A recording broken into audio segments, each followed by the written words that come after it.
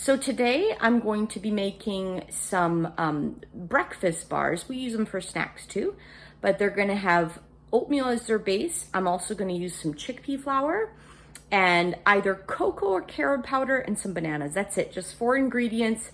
My kids absolutely love these. They freeze great and it helps me get breakfast on the table with basically 0 effort on our busy homeschool mornings.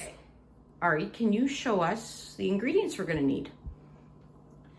For cheese cocoa, I think you can also use carob powder. Yes, so this is just unsweetened cocoa powder. This is great for kids. We don't use a ton of it actually in the recipe, but if you are trying to reverse heart disease or for other reasons are eating a very low-fat plant-based diet, then I would definitely go with the carob powder instead, or even make one of the other variations I have of these bars. But this is good for, most people.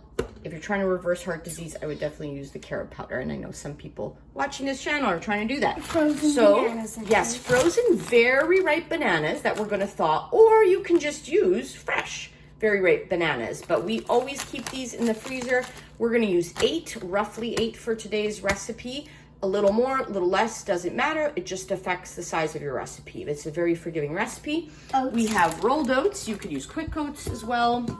And then we also have some chickpea flour. This is optional. You could just go with the rolled oats, but it adds a fudgy kind of consistency. It's more filling, and I love it as a way to get more beans into my kids, more variety. We also need some parchment paper so that they don't stick, a baking pan, and I have an immersion blender. You could use any kind of blender of whatever you want to blend the bananas. So let's get started. So the first thing I need to do is just thaw all these. I could have thought ahead of time and, left them out, but that's not reality for me. So I'm going to just put them in this microwavable container. I'll probably need to do all 8 bananas. Oh goodness, it'll probably take a good 5 minutes, something like that. And I want to keep all the juice and gushiness that comes off of those because that's going to be our sole sweetener in this. So I'm going to go ahead and do that. Busy with something, so Mylan's gonna step in and help a little bit for a little break from your schoolwork, right? Yeah. Okay, so our bananas are thawed.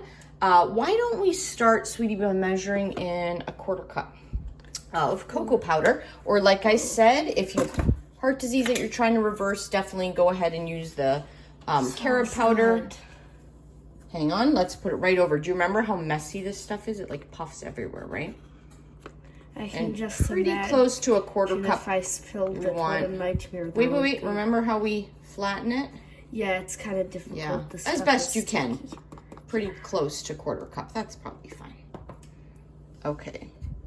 And then actually, sometimes you guys like some vanilla in this.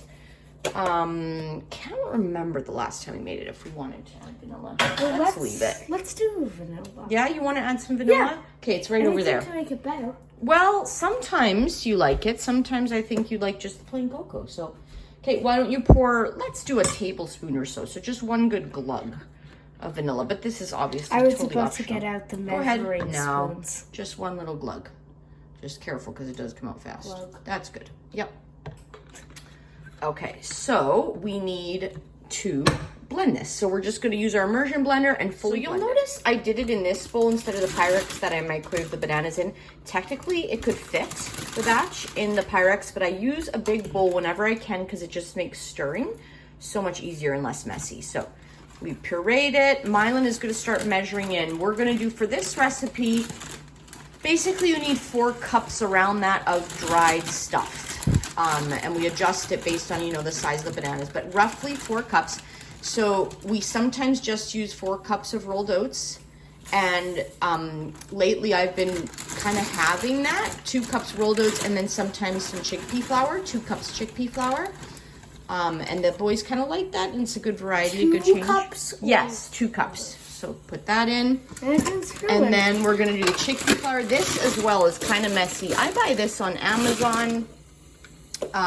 I've also occasionally tried other flours, like maybe 1 cup of buckwheat and 3 cups of rolled oats. You have to flatten that, sweetie, definitely. Yeah, hang on. Let's do the right way here. Let's get a nice out. Okay. Remember how we do this? Can you hold it right over top? Okay, let's let's do that.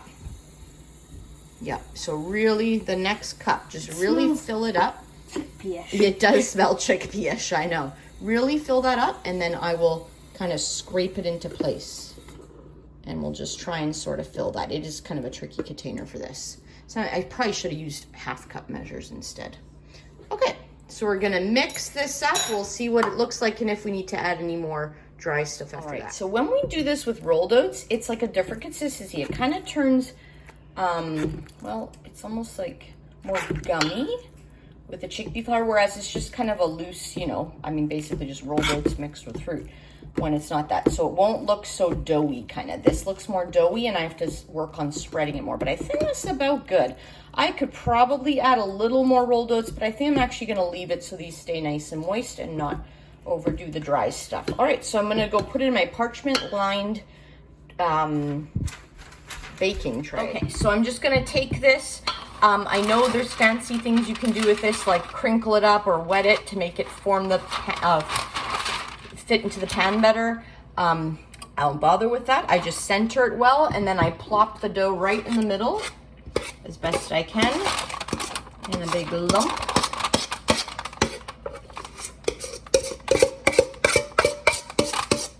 And my boys just asked, can they lick the dough?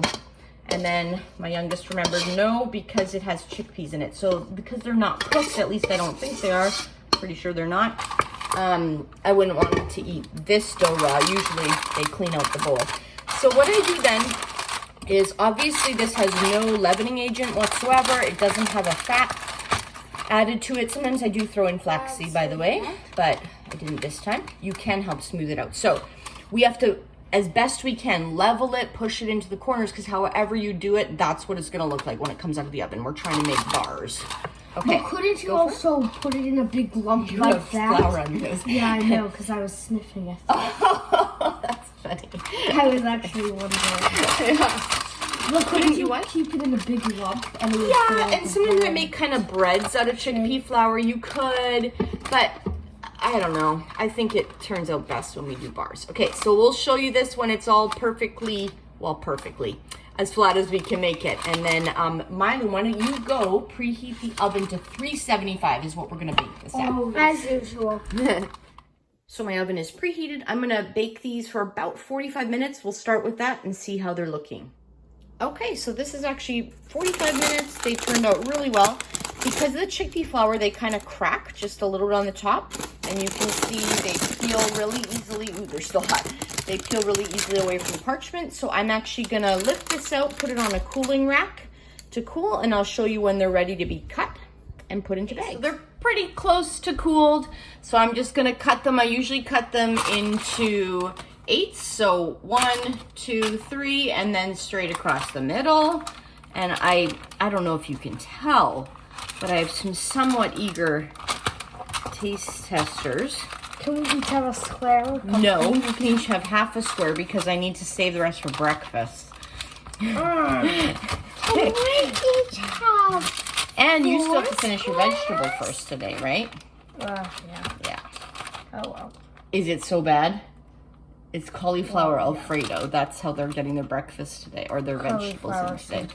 Okay, they're pretty warm still, but here, you guys can each try a chunk of that. Fudgy, right? Because of the chickpea flour. Yeah, they're pretty good. So what I do is for our family, Very good. I like putting 1 square in a bag once they're fully cooled. And then I typically put all 8 bags inside one of these, and either they go right into the fridge, or often I put them in the freezer.